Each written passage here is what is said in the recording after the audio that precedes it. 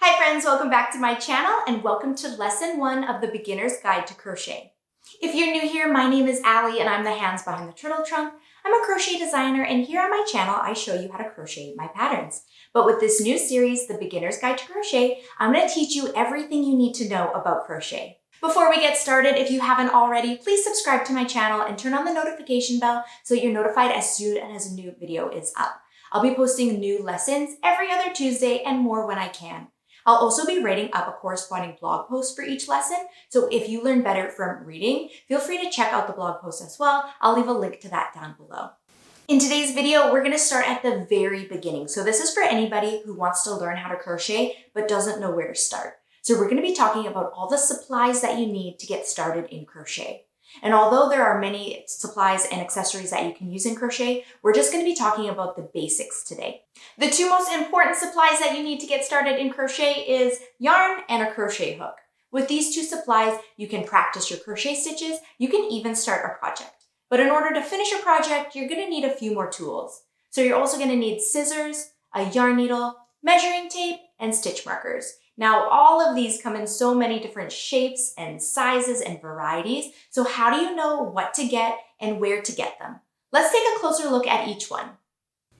Let's start with yarn. The two main factors of yarn you want to look at is the weight and the fiber content. The weight of the yarn refers to how thick it is, and each weight of yarn is good for different uses and projects.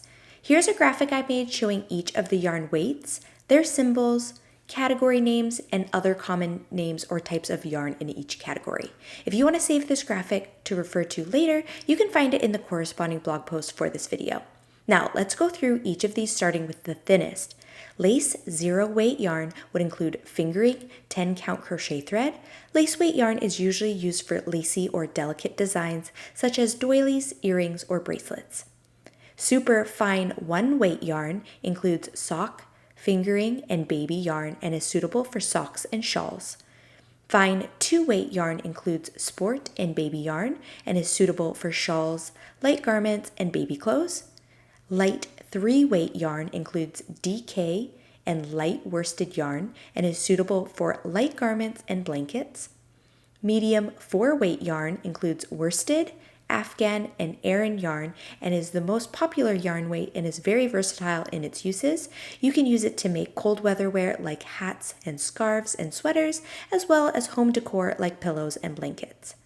Bulky 5 weight yarn includes chunky, craft, and rug yarn and is suitable for heavier hats, scarves, sweaters, and blankets.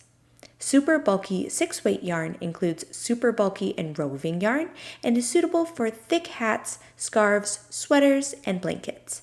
And last on our list is jumbo 7 weight yarn, which includes jumbo and roving yarn and is suitable for jumbo blankets, pillows, baskets, and cowls. Now, the other important factor to look at when looking for yarn is the fiber content. The fiber is what the yarn is made of, and there is a large variety of synthetic, natural, and animal fibers that are used to make yarn. I'm going to keep it short for the video's sake, but I do dive a bit deeper into the different fiber types in my blog post, so feel free to check that out if you're interested, but it is most common when learning to crochet to start with acrylic yarn as it is inexpensive, easy to care for, and easily accessible. Now, if you're wondering how to know what yarn is what weight and what fiber content, all of this information can be found on the yarn label, so let's take a closer look at one of these. Here I'll be using Lion Brand yarn and 2 of Juan's Hue and Me yarn for an example. So on the back of the label, it will tell you how much yarn is in each skein or ball in both metric and imperial terms. Then there is a yarn symbol with a number inside that refers to the weight of the yarn, just like in the graphic we went over. So this is a bulky 5 weight yarn. It also recommends which needle sizes to use for knitting and what crochet hook size to use with it. So these are just recommendations, but it's a good place to start when you're just learning to crochet. The fiber content is also labeled. So this is a blend, so it has 80% acrylic and 20% wool. There's also care instructions, so this is machine washable and dryable. Then the color name and the dye lot number are also labeled. There's a lot to learn about yarn and it can be overwhelming looking at all of the varieties. So when you're first learning to crochet, I recommend looking for a medium 4-weight or a bulky weight yarn that's 100% acrylic, as that's going to be easy to practice with. These yarns are widely available and generally easier to work with than the smaller or larger varieties of yarn. I'll leave some links to suggested yarns down below, but you can also find yarn at local yarn shops, craft stores like Michael's, Joann's, and Hobby Lobby, and online from retailers like Lion Brand Yarn, Yarnspirations, or even Amazon. Okay, now let's move on to crochet hooks. There are lots of different sizes and styles of crochet hooks. Let's start with the sizes. Here's a chart of the most common sizes of hooks. There are smaller ones and larger ones too, but they are less commonly used. Crochet hook sizes are identified with both US and metric sizes. US sizes use letters, whereas metric sizes are in millimeters. Some crochet hooks will have both right on the hook, whereas others may have just one or the other. So feel free to head over to my blog post to save this graphic so you can refer back to it if you ever need. When it comes to styles of crochet hooks, they come in many different materials and shapes. There are steel, aluminum, plastic, and even wood hooks. Some have a pointier tip while others have a more rounded tip. Some are heavy, some are light. It really takes some trial and error to figure out what works best for you and what you find most comfortable. Depending on how you hold your crochet hook, you may find that one style and material is more comfortable for you. My all-time favorite crochet hooks are the Clover Amour hooks. The smaller ones are aluminum and the larger ones are plastic, and they all have a rubber grip around them. They're very comfortable to hold, and the rubber grip makes them a bit thicker, so it's easier to hold as well. I highly recommend these hooks, but what works best for me may not work best for you. You really need to test and hold different hooks to find your favorite style and see what's most comfortable for you. You can shop for crochet hooks at most places you'd find yarn, so like local yarn shops, craft stores like Michael's, Joann's, and Hobby Lobby, or online at crochet hook and yarn retailers, or even on Amazon. If you're looking to start off with just one hook to practice with, you can buy whatever size the yarn you want to use suggests, or you can pick up one of the most commonly used sizes, which would include the 4mm or G hook, 5mm or H hook, 5.5mm or I hook, or the 6mm or J hook.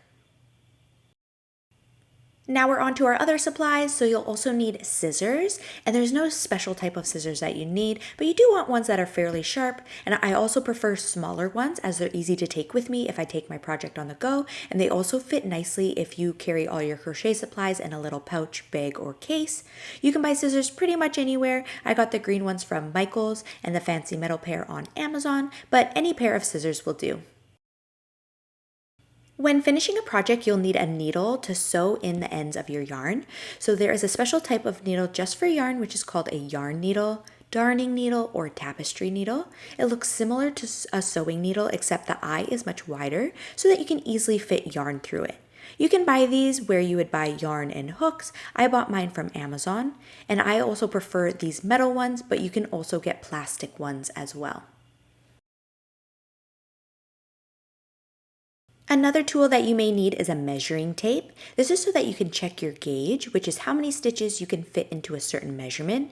This is to ensure that your project will turn out the correct size. You may also need it if you're making a wearable item and need to measure the part of the body the item will go on. This one I have here is called a soft tape, which is commonly used in sewing, and it can be found at any craft store or online. And last on our list are stitch markers. Now you may not need these when you're first learning, but at some point you may find these helpful. So just like their name suggests, these are to mark your stitches. They're commonly used when working in a continuous circle so that you can mark your first stitch of each round, as it may be very difficult to keep track without it. They're also good to mark spots that you need to remember.